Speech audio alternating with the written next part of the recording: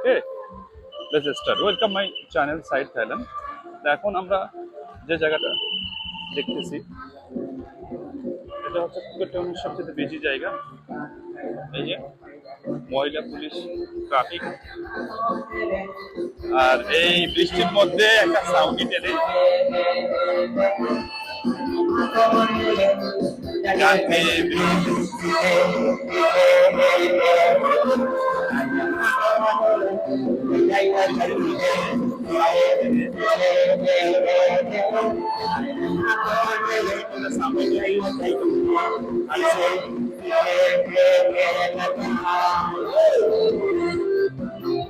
বৃষ্টির মধ্যে দোকান কামার দেখে ছাতা নিয়ে লোকজন ঘুরতেছে, কেউ রেইনকোট নিয়ে এখানে দাঁড়িয়ে গেছে।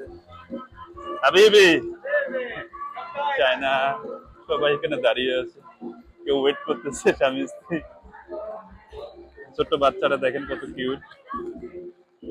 ফ্যামিলি সময় মেনটেন করতে, টাইম স্পেন্ড করতে এসে বৃষ্টির মধ্যে সবাই ভিজে গেছে, দাঁড়িয়ে দাঁড়িয়ে আইসক্রিম খাচ্ছে। আর এই বৃষ্টির মধ্যে এই দোকানপাটের দেখেন কি অবস্থা। এই দোকানপাট, এই জায়গাটাই সবচেয়ে বেশি লোকজনের আনাগোনা, খাবারের দোকানগুলো।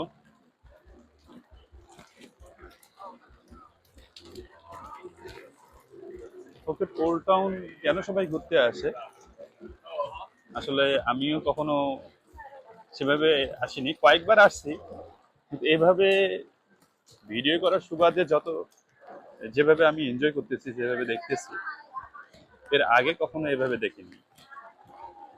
যাই হোক, আপনাদেরও ছেলে আমারও দেখা হচ্ছে।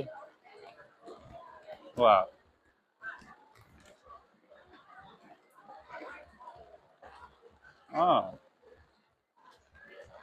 এই জিনিসটা তো pan fried massage seafood. Okay, আনি হালাল, হালাল। এটা তো ট্রাই করা দরকার আসলে। তা আমরা একটু ঘুরে আসি, ঘুরে এসে এই ফুডটা ট্রাই করবো। ওয়াও, এটা হচ্ছে নেপালিদের সব মিক্স ফ্রুটের। হ্যাঁ,